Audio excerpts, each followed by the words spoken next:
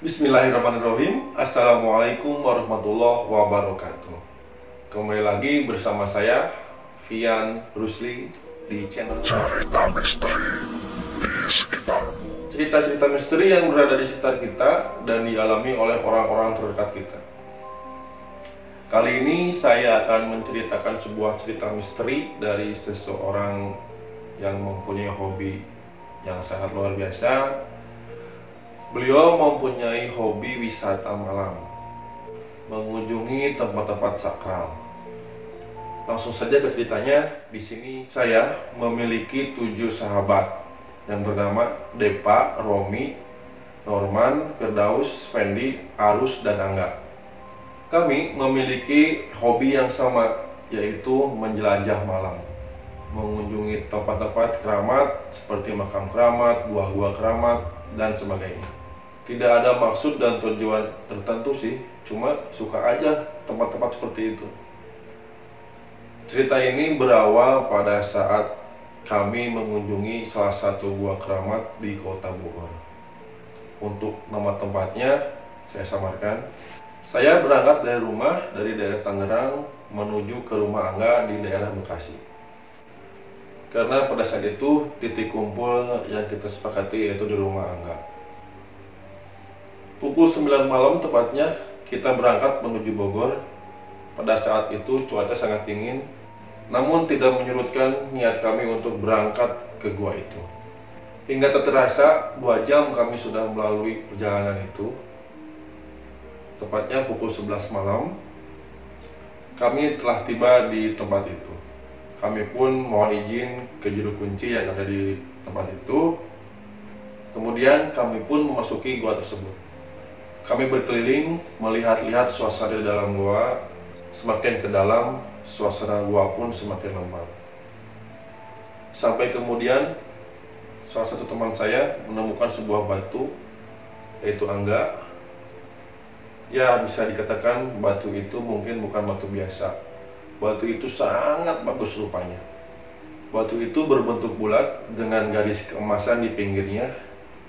Tetapi kami, khususnya saya, tidak tahu bahwa Angga membawa pulang batu itu tanpa sepengetahuan kita semua. Setelah puas berkeliling gua, akhirnya kami pun pulang ke rumah masing-masing. Setelah beberapa hari, saya mendapatkan kabar dari Arus bahwa Angga sakit, tubuhnya panas, dan tangannya yang sebelah kiri mendadak tidak bisa digerakkan. Saya sangat terkejut saat itu, karena beberapa waktu yang lalu saya sempat bepergian bersama Angga. Namun kenapa sekarang Angga sakit parah?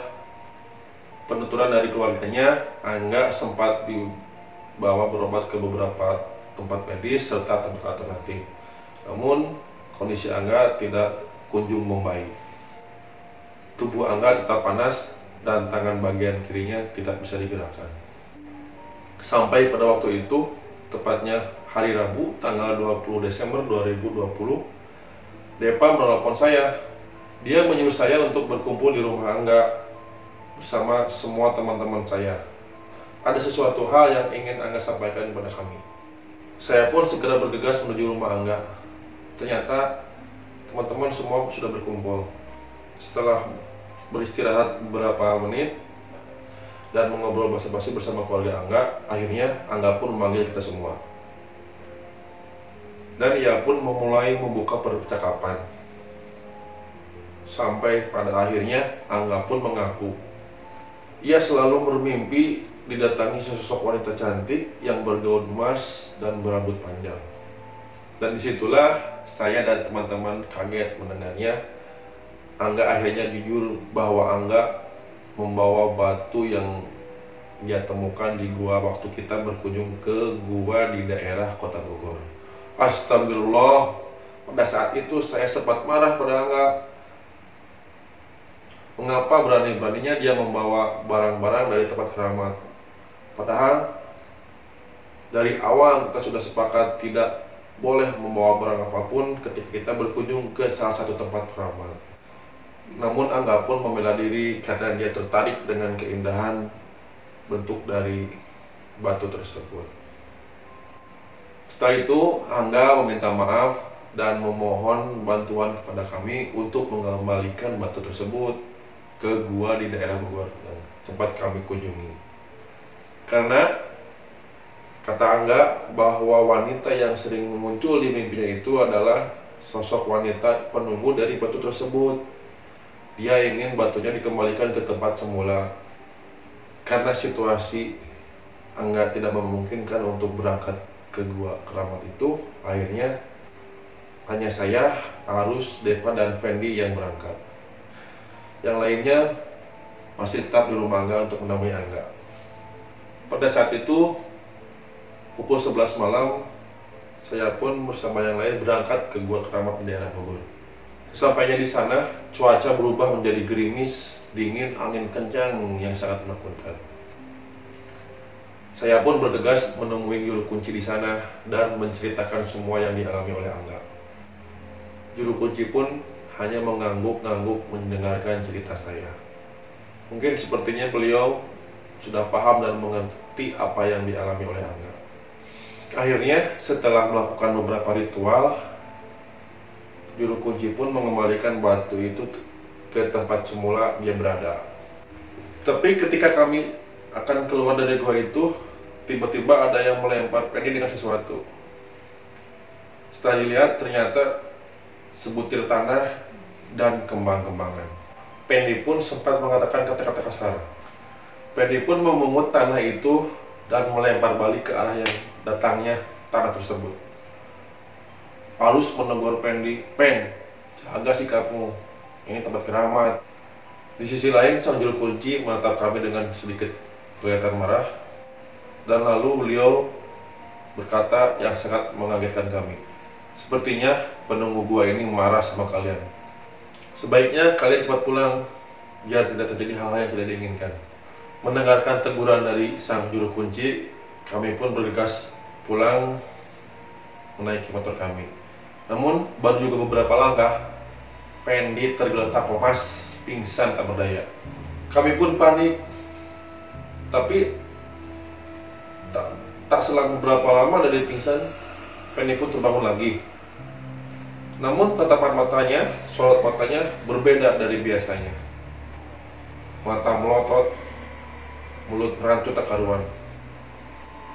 Di situ saya sadar bahwa Fendi kesurupan. Saya memanggil sang juru kunci, dan Fendi pun disadarkan oleh si juru kunci itu. Kemudian kita berangkat pulang dalam keadaan cuaca masih gerimis, badan pun sudah sangat lelah, ngantuk. Kita menuju ke rumah Angga kembali. Rencananya pada awalnya kita akan langsung menuju ke rumah Angga di Bekasi. Namun karena keadaan fisikku sudah lelah, karena terguyur hujan juga, akhirnya saya memutuskan untuk pulang ke rumah ke Tangerang. Saya pulang diantar oleh Arus, sementara Deva dan Fendi menuju ke rumah Angga di Bekasi untuk mengambari bahwa batu tersebut sudah diletakkan ke tempat semulanya. Saya pikir kejadian mistis yang kita alami sudah sampai di situ saja, tapi ternyata dugaanku salah. Saat itu Arus inisiatif mengambil jalan pintas untuk sampai lebih cepat ke rumah saya. Namun jalan pintas itu bisa dibilang samping kiri samping kanan masih hutan atau kebun yang kurang ramai penduduknya. Saat itu saya melihat jam tangan menunjukkan pukul 3 pagi. Suasana masih sangat sepi, sunyi, hanya motor saya yang melewati jalan itu. Tapi entah kenapa pada saat itu perasaanku tidak enak.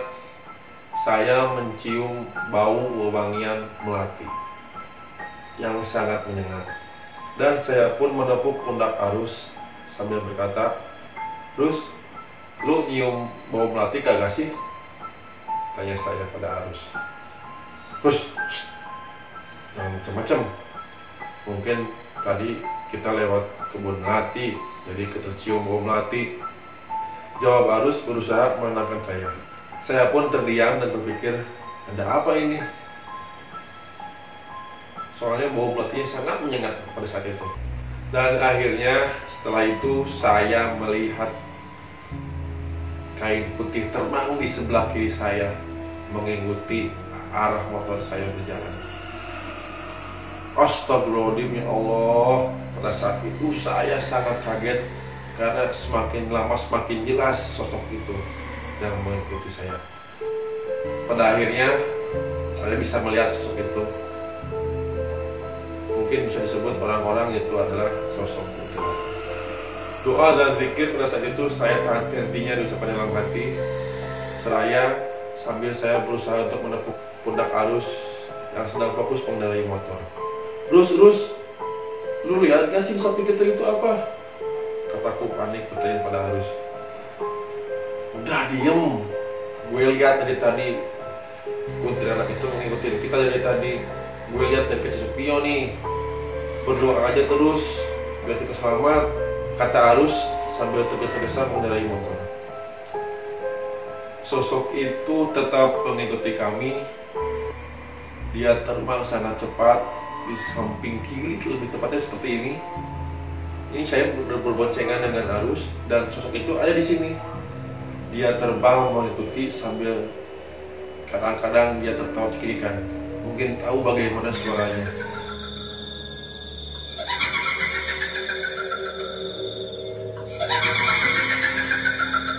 Waktu berjalan begitu lama, tubuhku sudah sangat lelah menghadapi rentetan yang terjadi saat itu. Alhamdulillah, senangnya pada saat itu saya mendengar sayup-sayup suara adzan dari kejauhan. Adzan subuh sudah mulai berkumandang. Saya dan Arus pun sudah mulai bisa bernapas lega. Sosok itu pun yang berada di samping saya menghilang beriringan dengan suara adzan yang terdengar. Alhamdulillah, saya dan Arus pun selamat sampai rumah di Tangerang. Pada siang harinya, alhamdulillah saya mendapat kabar dari keluarga Angga bahwa Angga sudah berangsur membaik. Saya ucapkan banyak terima kasih kepada Allah Yang Maha Esa. Dari rentetan kejadian yang saya alami, saya banyak mengambil hikmahnya.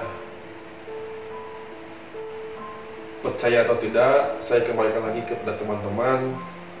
Ini kisah nyata yang saya alami tanpa adanya sesuatu yang dilebih-lebihkan. Kurang lebihnya dari cerita ini, apabila ada kesalahan, saya minta maaf. Semoga cerita yang saya sampaikan dapat menghibur. Sekian cerita misteri yang dapat saya bagikan. Semoga bermanfaat dan menghibur. Hikmah yang dapat diambil dari cerita ini adalah ketika kita berkunjung ke tempat baik angker maupun keramat ataupun tidak, kita jangan sembarangan untuk mengambil barang-barang di tempat itu, apalagi tempat yang sudah disakralkan. Percaya atau tidak, itu dikembalikan lagi kepada teman-teman. Terima kasih kepada teman-teman yang sudah menonton video ini sampai akhir. Tak lupa saya ingatkan, bagi yang belum subscribe, jangan lupa ya, tekan tombol subscribe-nya. Bagi yang menyukai video ini atau cerita ini, klik tombol like-nya, serta bagikan ke teman-teman terdekat kalian. Saya Pianusli, pamit mundur. Wassalamualaikum warahmatullahi wabarakatuh.